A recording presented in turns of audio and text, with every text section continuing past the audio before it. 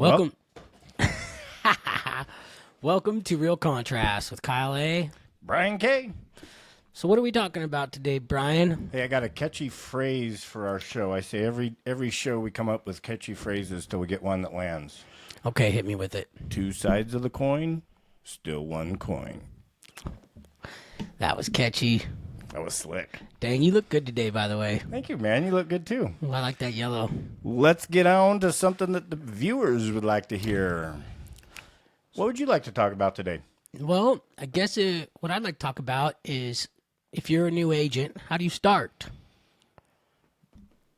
Got to get your license. And what does that look like? Torture. It's brutal. Here in North Idaho, you require 80 hours of pre-licensing. And then you take a state and a federal exam. Once you get your license, then you get fingerprinted and everything else, or once you get your test approved, right? So now you've got your license. What do you do with that, Kyle? I don't know. I'm just joking. What I did with that was waited 6 months before I got my first listing. Did you wait, or did you do anything else in the meantime? No, definitely not. Definitely not truly waiting. I went out and fell and got back up and fell and got back up. I moved over here with no sphere, no family, no friends. So it was a little difficult for me to start. Not only was it difficult for me to start because I was nervous. I was fearful, obviously. So what are you nervous and fearful of? Not thinking you're good enough. You know, I think that's probably going to be pretty common. You know, when you're out knocking on doors, you have to have some cojones. Oh, okay. Or not. PG-13. You kept it good, though. That was good. And that's true. You got to have some cojones. Right. So what else? You're door knocking and what else? How'd you get business out of that, though? Well, actually, my first deal was my next door neighbor. One of my friends, my brother, he is a realtor in Montana, and he's the real reason I got into the industry. And he told me, he goes, start closest to home. So I did. I sold the next door neighbor's house. It's about as close as you can get. Yeah. And from there, I did start out doing a little bit of advertising through Facebook. That's the heater. Okay. And I did pick up a client that way, and then I door knocked. And I got a client door knocking after about 1,000 houses. And the reason I picked that client up is because my boots. She really liked my boots. So what I hear is everybody should go out and start door knocking. That's the number one way of business you're suggesting. Well, it's free. Definitely. It wasn't a great source for me to begin with. My first year took me 6 months to get a client, and then I was able to pick up 3 clients that year, which is really not going to create a big lifestyle. It's not going to really cover the bills, let me say it that way, depending on what your bills are. 3 clients? 3 deals my first year. Oh, 3 deals. Gotcha. Yep. Well, so what do you tell someone that's new to the business? What's the best way to get business for a new realtor? I think anything kind of helps, but I think you could maybe If step I back a poke little you, bit. does that help? Does that get me business? Sure, man. You said anything. Well, it's better than doing nothing. I mean, if you have faith that poking, I'm not even going to go there. If you have faith that what you're doing will gain you business, or if you're doing anything out of the kindness of your heart and you're building relationships, that's really the ultimate key, period. Stop right there. You said something key. Uh-oh. Relationships. So obviously you spend probably, 4 to 6 hours a day door knocking still? No. How many hours do you spend door knocking a day? None. Week? None. Year? None? Maybe a little bit, but yeah, none. Sometimes. So what you're saying is when you got into it, your thing was door knocking, and before we dive off too far into this, or now you have a different business, which is contrast. We're definitely different. We talk about that. However, what you were doing when you were out door knocking was starting conversations. Is that fair? That and getting over fear. Oh, well, yeah. That's a big one. Yeah. Okay, definitely. We've talked about it, but I've never sat in it in that aspect. I want to come back to that. But what you're saying to me, what you do now and what you did then is build relationships. It's just a different format. Maybe you didn't say all of that, but I know you well enough to say that's what your key is. That's what you're good at right now, is building relationships. Well, I mean, think about it. Door knocking's free. Mm-hmm. And when you're getting into the business and you just spent $3,000, you got no one in your phone. No one in your phone. Don't have any family. Don't have any friends. The one thing you can do that's free is door knock. Yeah. Fairly inexpensive open houses. Yeah, well, you have to. If you don't have any clients, you're going to have to figure out how to get an open house. And for me, and I'll make this really short, is I asked for open houses from the teams and the people that were in my brokerage, and they wouldn't give me any open houses unless I joined their team. So that wasn't an option for me. Okay. Now, looking back, do you think maybe there was some other opportunities out there that you could have had for open houses, just you didn't know what you didn't know? Well, I guess right now I could definitely go door knocking where there are open houses. Yeah. Even if they're not mine. At one juncture in time, I was struggling to find some open houses, and I door knock around open houses. And I was struggling to find open houses that someone would let me do. And so I would get a new listing. I'd see a new listing come out. I'd print some flyers and I'd walk around the neighborhood saying, "Hey, did you know that 123 Main Street just came onto the market?" And they go, "Oh, no, I didn't know that." And I would talk to them for a few minutes about that house that just went on the market. "Hey, you know anybody that might be interested in moving to the area? Uncle Fred came over for the Christmas holiday season and he might be interested." All I was doing was starting conversations, right? That's the key. That's where it all starts, is you got to start conversations.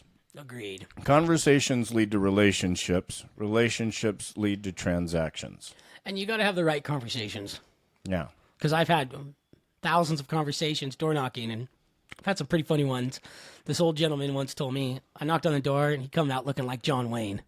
And literally, from the head to the toe. And he told me, he goes, ain't nobody going to sell this property. He's going to die there, and it's going to his kids. He said his kids are going to be the ones who sell this property. I said, could I get their phone number? And anyways, it created a smile. I'm sure he's still alive. Man, there are so many different ways to door knock, and I have to choose the humor route over the serious route 99% of the time. I can't sit there and just be like, that's who I am. And that's a key to everybody out there attempting to get into this. Be yourself. You're going to find your tribe by doing that, right? Yeah. And don't give up. And I think another key thing around door knocking is make sure that you have an objective, not to get a listing, obviously, but why are you going out? Are we back on? Yeah, sorry. All right. So I guess what I was saying is, if you're going out door knocking, have it more methodically planned out. Good example is you could call for sell by owners, or you can go door knock for sell by owners. You know that they want to sell their house. Raise their hand. Yep, they're saying for sell by owner. And I'll tell you, the thing about that is we already know that most realtors are going to give them a call. Probably they've been hit by 100 realtors. They don't know that, but we know that. We know that. And the homeowner knows that. because you'll walk up and you'll talk to them. The amount of times I've talked to a for sale by owner that was surprised that all they got was a bunch of realtors calling them is probably more than 70%. Right. Exactly. That's why I say they don't realize that. And it's not a secret. If anybody wants to know how Zillow gets their money, it's selling leads to agents. Right. Oh my God, I said it.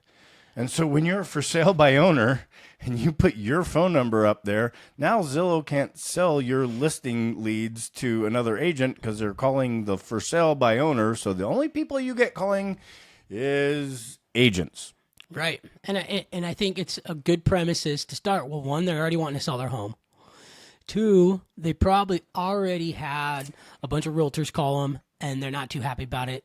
But you most likely be the first realtor to walk up to them and meet them face to face. How many A's are in realtor? I don't know. I don't spell. All my clients know that. So you can definitely door knock for sale by owners. You said that you door knocked open houses, or did I? You said that you door knocked. What was your value that you were bringing when you were door knocking? What were you out there attempting to give? Well, and I'll be truthful about it. I was in a spot where I was in need to pay the bills, so my value was nil. I'm going out to find a listing. And I would say whatever it is, I can't remember. I never have a script. And so every conversation was different. And the one listing I did pick up door knocking was literally over my boots. So, and then I picked up another listing right down the street from that because they saw me working on that house that I got and they really liked my ethic. And then they hired me to sell their mom's house. So you could say that's two, and then it just snowballs from there because when you do a good job for people and you're authentic and you're truthful, you're going to naturally build clientele. I heard something there. If you touch enough people, you'll find business. Absolutely. Yeah, and the joke that you made was it became over boots. Yeah. Okay. Seriously. And so. You weren't bringing the value. You didn't identify the value. So when you went to the door, you didn't know why you were there other than to get business. You were basically, they call it commission breath. Right. You were just like the Peanuts teacher. Wah, wah, wah, wah, wah, wah. I need money from you. Wah, wah, wah, wah, wah, wah. Well, that was never my intention. I was really trying to fight against that. Because that's not who I am in my heart. Super hard to fight that when you're broke. Absolutely. I mean, I sold everything I own, my truck, my trailer, my guns, my silver, my gold, Yeah. just to stay in this industry. However, when I was door knocking, the lady answered the door, and she's like, "What do you want?" Like that. And then she looks down and looked at my boots and said, "You need to come inside and show my husband." And they actually had boxes packing, and she was selling her house, and then she asked me who I am or what I was doing out, and I said I'm a realtor. I'm out looking to see if people have thought about buying or selling their homes. And she goes, "Well, I have a realtor." And anyway, she made me walk her house with her, and we were talking, and by the time I left, I was her realtor. She had one. Yeah. She was standing in front of her. Yep. So one of the first houses that I ever door knocked, and I was shaking in my boots to play a pun off your story, man. That's punny. That's punny. I think it was the first door I ever door knocked. Knocked on the door, cute little house. I can take you right to it right now, too. And the gal invited me in, sat me down at her kitchen table, and we probably talked for about a half hour about the house that I was doing an open house on. It was a house that was brought down from Bayview. It was one of the old officers' quarters. They moved it, and that whole day that I was out, because I probably hit, I don't know, another 20, 30 houses that day. Everybody was talking about that house.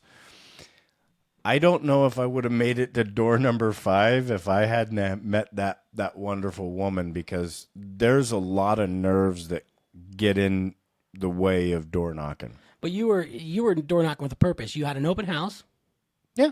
and you were going around talking to the neighbors just about that open house. Let's not kid yourself, Kyle, though. I was in the same situation. I needed money. Absolutely. So you can make up and say whatever you wanted, Yeah. but I was out looking for money. Right. I wasn't going out there with the heart to help. Right. Now, I fought those same demons going, man, that's not right, and that's not who I am, and that's why we're here today, right? Is to expose that, and tell people, hey, you know what? It's okay if you're feeling like that, but ultimately, the quicker that you can get to the point of coming from a place of contribution, the quicker you're going to start to find your tribe and build your pipeline. Well, and that's something that's really difficult to do. Face it, there is a wall of energy that is at you when you get into this industry. Plain and simple. It's like a tidal wave, and you got to break through it.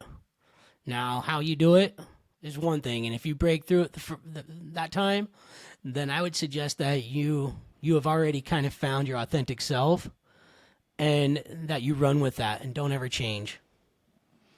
So we started off with how do you get business, and we've talked a lot about door knocking, but obviously there's a lot of things out there that you can do to get more business. Fair? Sure. We maybe, I don't know. Maybe. Depends on how you go about it. This door knocking thing worked out good for me a few years ago, and I've just been running off the success since. Pretty much. Not even close. It does happen, though. The big one that you hear from the industry is you got to make your dials. You got to make your calls. And you get your license, and you go, well, who do I call? Remember that phone that I told you that was empty? Like, literally. And I think that if we change that mindset a little bit from calls to you got to make your conversations, that's really important for people to hear, because you might not have phone numbers when you first get started. And so the first thing you can do is get out there and start pounding pavement, walking to doors. But something else you can do is get involved in networking groups. Oh, absolutely. Or community service, or you think of anything. You can go to a rock cleaning group or a dog poop picking up group, whatever it is. I don't know if they have those, but you can go to. You hang out with some really weird people, man. I feel like it just happens. Okay, dog poop cleaning parties. Hey, man, yes. homeowners have dogs. Yeah. No. Drop me a link to that website, please. No, please don't. I don't want anything to do with that. Now, here's something very important. Don't go, and this is my opinion, don't go to the dog poop cleaning group if you don't like cleaning dog poop. Absolutely. Like, if you like riding bicycles, find a bicycle riding group. Absolutely. It doesn't actually matter. And I think one of the things you'll find as a new agent, you're going to have two options right out of the gate. You're going to either be a lone wolf or you're going to join a team. And I think when you're a lone wolf, you're really going to have to overcome some things for yourself. When you're joining a team, you're going to be kind of pushed into overcoming some things with a team atmosphere. And I wouldn't know. I never joined a team, but I am kind of guessing that some of the first things they're having you do is make phone calls. Or conversations. Or phone calls. And the which lead to conversations. The reason that I say that is because every team is different, first off. Right. And, I was lone wolf for about 8 months, facing that I don't have any phone numbers. And then I joined a team. And while I still had some phone numbers at that juncture in time, by far, the best thing that I did for myself in my career was getting out there and door knocking and doing open houses. Now, I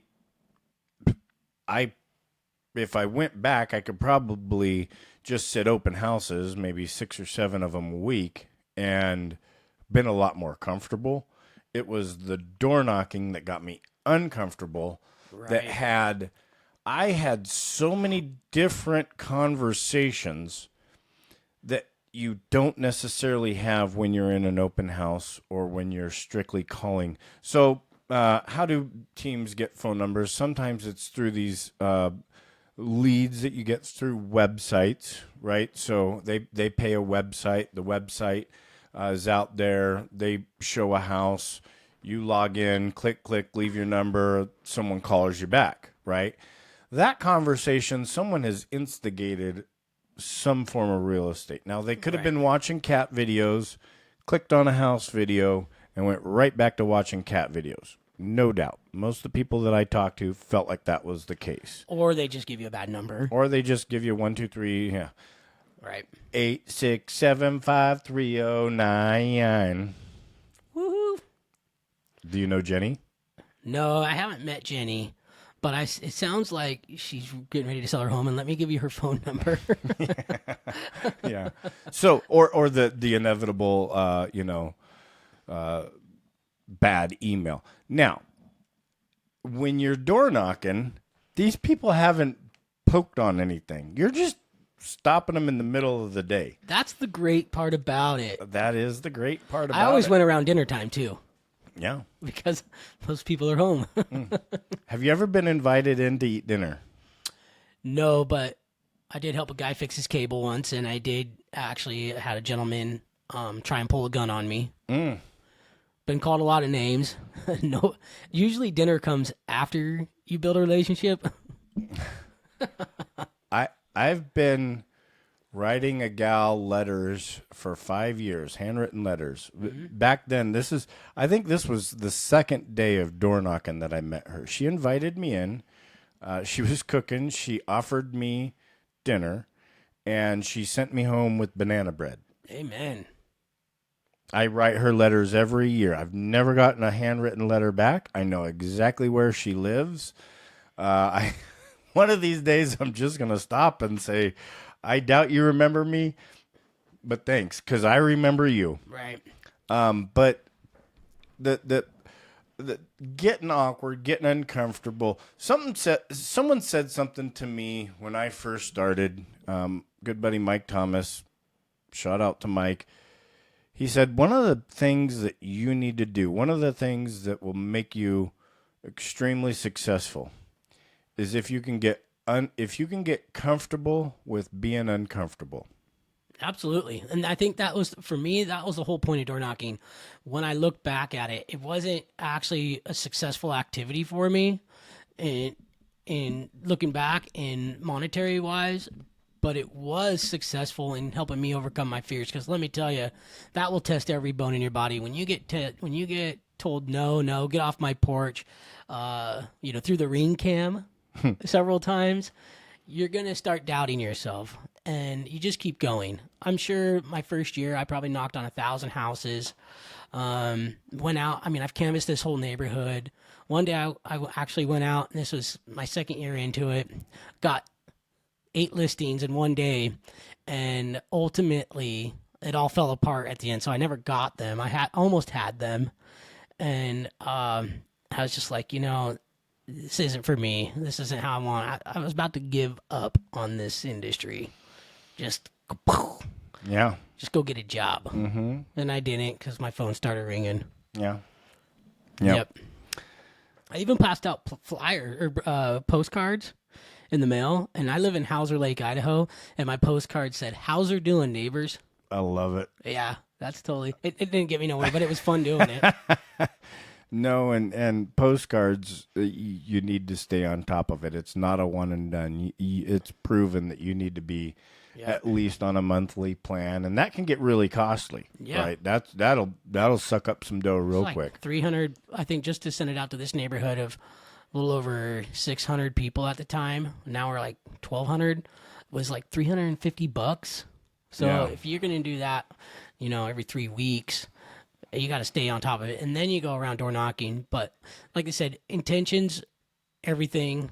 And I think that there's better ways to do it, at least for people like me who love their free time, who enjoy meeting people in their pajamas, is I just think there's better ways to do it. And one would be go join that group, be authentic with people, and you're going to resonate with some people, and you might not resonate with them right off the bat, but after a while they're going to go, hey, what do you do? And that conversation picks up, and you tell them, and they ask for a business card, and then they send it to their grandma, and then their grandma uses you, and then they say, wow, you did such a good job. You got to have that initial conversation first, and if you are money hungry, those conversations, it's going to be a very, very, very low conversion rate. And if the hardest thing for me was to get to the point of, everybody says, come from a place of contribution, was to get to that point to where I understood not only what my value was, but what my intentions were. So let me ask you this: what's your value? I wear a heck of a yellow shirt. That's pretty valuable. It's kind of like gold. No, it's yellow. So my value is I'm a very intelligent real estate advisor. Yeah. I stay on top of the market. My knowledge of the process, whether it's vacant land, homes on acreage, or residential, is crucial to my clients to be able to make good decisions. Absolutely. And I will say this. You are a top-notch agent. Thank you. And your company's called? BK Strategic Realty. And you're with? Oh, Keller Williams. There you go. Brokerage. Well, we have to state that, right? Yes. And I will tell this, is when I need something, I call this guy. I guess I'm telling everybody my secret. Don't tell anybody. You're my secret weapon. Just you guys, the 5 watching. This guy, he's a book of knowledge, and sometimes I feel small in front of around him. But if I look at myself for what I provide to my clients, I'm pretty sure I provide some of the same things, if not pretty close to those standards, which are pretty high. I mean, you're smart. So everybody's business is different, and I have seen Kyle do things that it's just not a value that I provide, right? I'm not the guy most of the time and I'm not saying that you're up cleaning roofs every time, but I do. I have. Cutting trees and yeah. I can tell you one of my favorite closing stories was pushing 3 Harley Davidsons out the front door within the hour of when we were supposed to close. Right. So yes, and that's not where my value comes in the most. And so my intent, though, we all have value. As a realtor, you have access to contracts, you have E&O insurance, you have access to an intelligent broker to work through conversations, you have access to the MLS. There's a ton of value that a first-day agent has that someone can be looking for. My intent when I was going out was looking for a listing. And you get listed, and you get listed. And now I get a kick out of, if I'm going out door knocking an open house, right? One, I'm inviting the neighbors to the open house. Exactly. Now, be great if they list with me. Well, yeah. Right? I'm not hiding this. We're not supposed to be lying on this podcast. It'd be great if they listed with me. However, to the owner of the house that I'm doing the open house for, that value is getting that looky-loo through there because the neighbor might have a cousin Fred Absolutely. that lives in Florida that may want to move there, right? Now, when I talk to that neighbor, they might need a painter. And so I'm going out going, who can I help today? It might be, hey, can I list the house? Absolutely. I don't shy away from that. I want that business. But I might be able to make a connection where I get my painter some business and I find this person a painter. Well, yeah. Well, that would actually happen if you got your painter some business. Now, see, I would have been the guy who's like, well, I'll help you paint.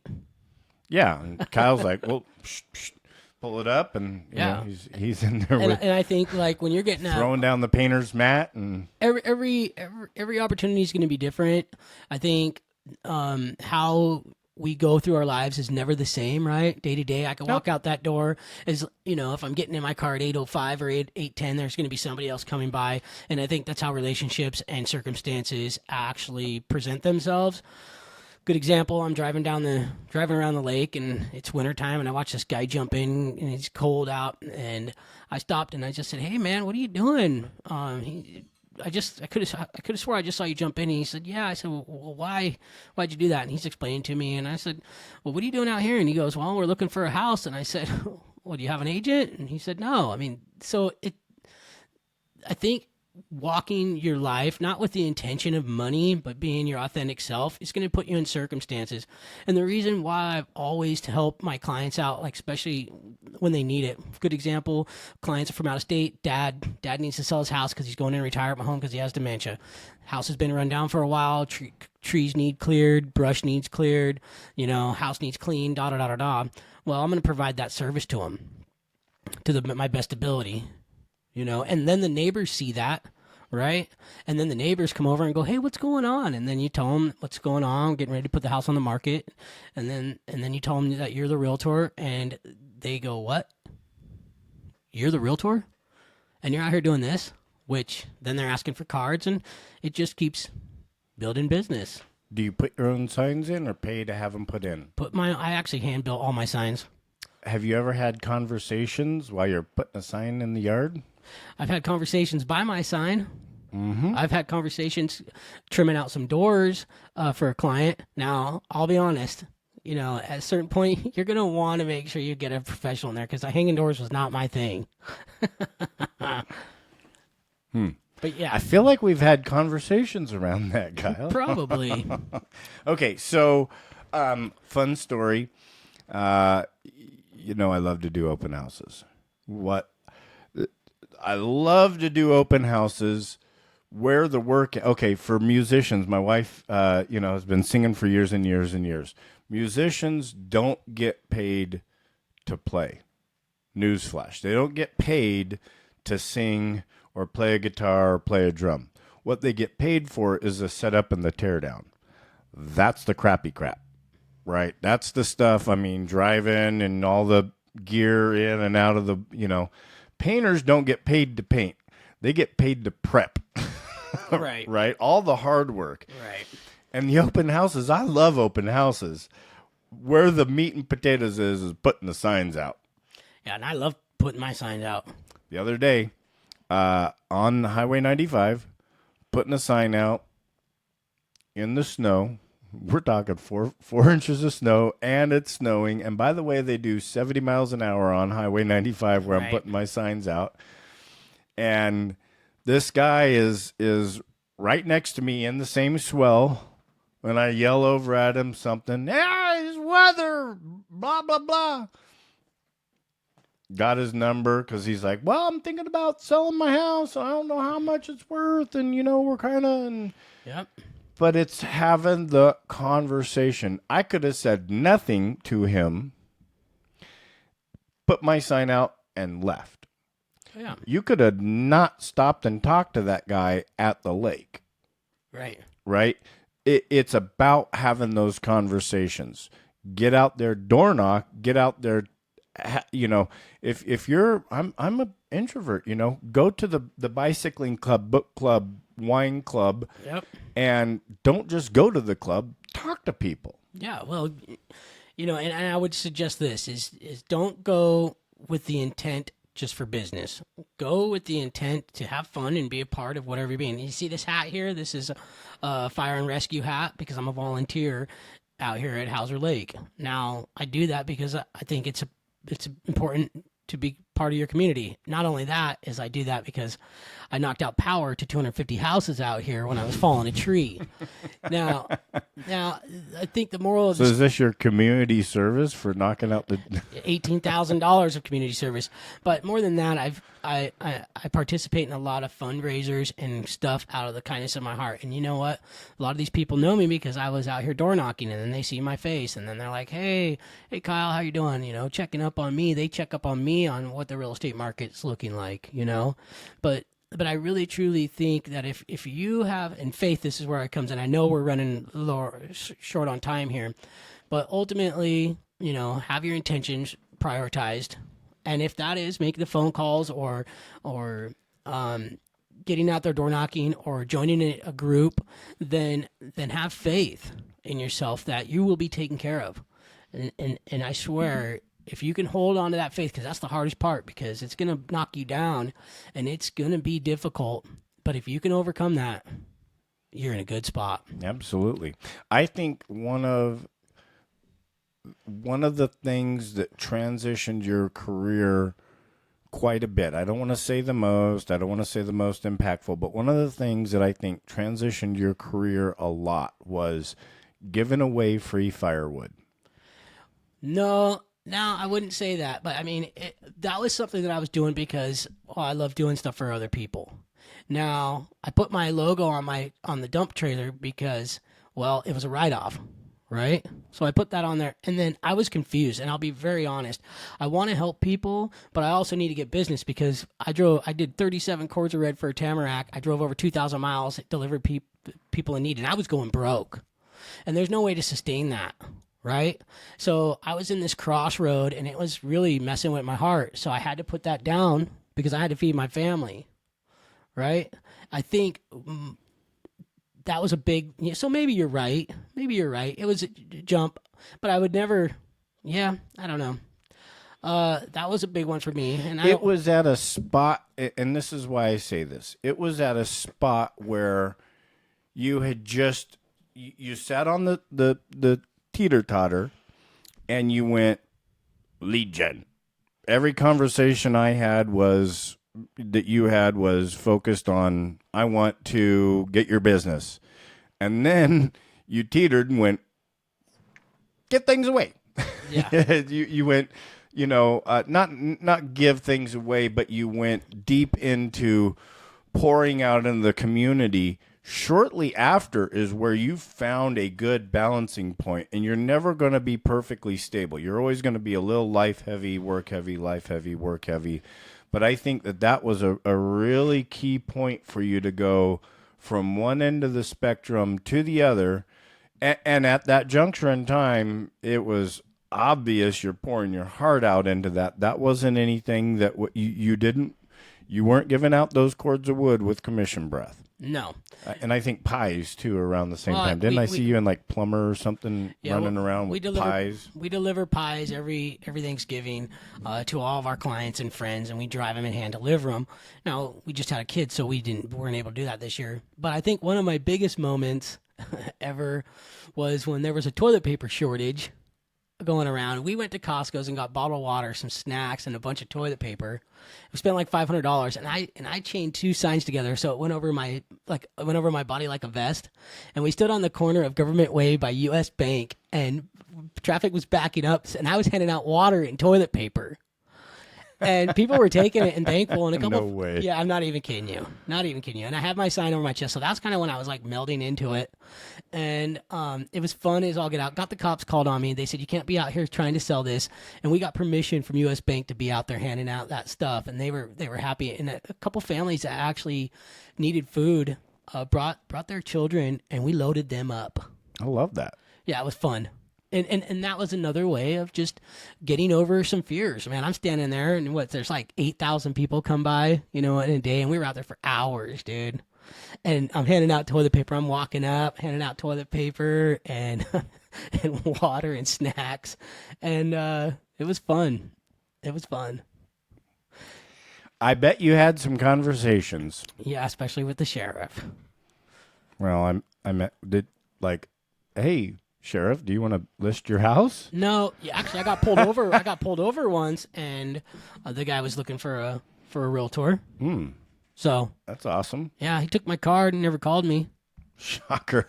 That's what happens when you're speeding. Yeah. Ways Not to Get Business by Kyle and Brian.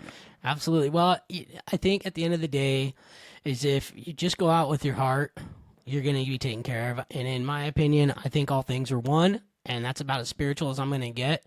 But when you're serving out of love, sky's the limits, man. Yep. And I think that's the coin that we are, right? We're the coin. There's different ways to flip us. There, it might come up heads, might come up tails. But Right. you see how I brought this all the way back to that little stupid thing that I said at the start? I think that's perfect timing to end this because he's going to get a big head. Oh my God! I think He's we're gonna be good. on PBS later with the type of content that we're producing here. Must be the yellow shirt. It's the yellow shirt. They call me Elmo. All right, guys. Well, thank you. I hope you guys catch this episode. Smash the like button.